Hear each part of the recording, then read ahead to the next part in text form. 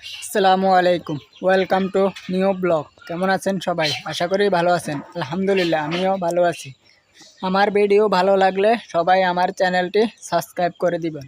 এখন আপনাদেরকে দেখাবো আমার মুরগি হাঁসগুলোকে খাবার দিয়েছি, ওইগুলাই দেখাবো।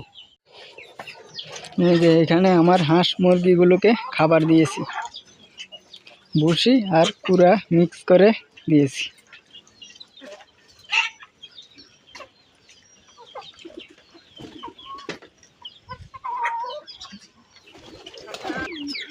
এই যে আমার কোয়েল পাখিগুলো, আজকে দেখি কয়টি ডিম পেড়েছে।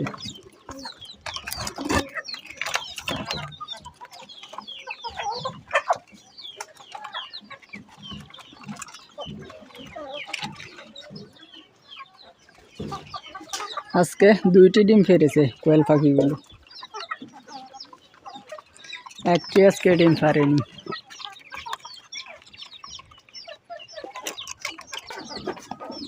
এর আগের ভিডিওতে ভুল করে জাপটা খুলে রেখে দিয়েছিলাম, পরে আমার 2টি কোয়েল পাখি বার হয়ে লুকিয়েছিল, পরে অনেক কষ্ট করে খুঁজে পেয়েছি। আজকে এখনই লাগিয়ে দিয়েছি।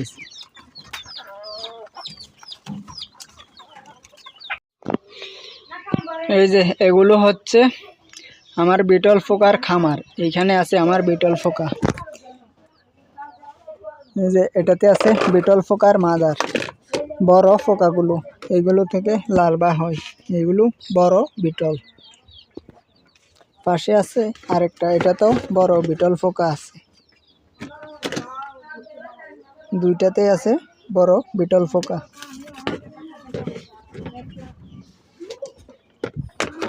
এই যে এই পাশে আছে বিটল ফোকার লার্ভা, এগুলো একদম ছোট ছোট বিটল ফোকার লার্ভা।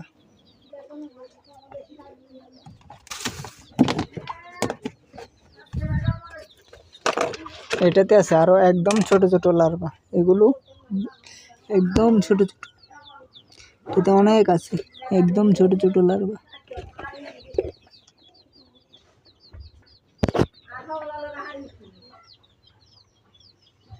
ক্যামেরায় ভালো করে বোঝা যাইতেছে না।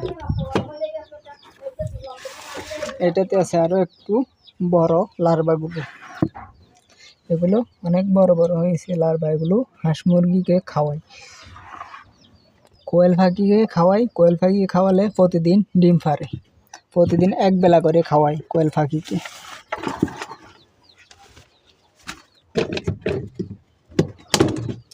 যে এটাতে আছে এগুলো একদম বড় বড় বিটল ফোকা, এগুলো মাদার হওয়ার জন্য প্রস্তুত।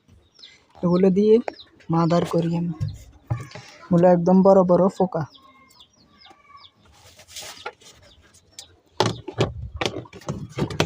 এই যে এটাতে আছে অল্প কিছু পিউপা।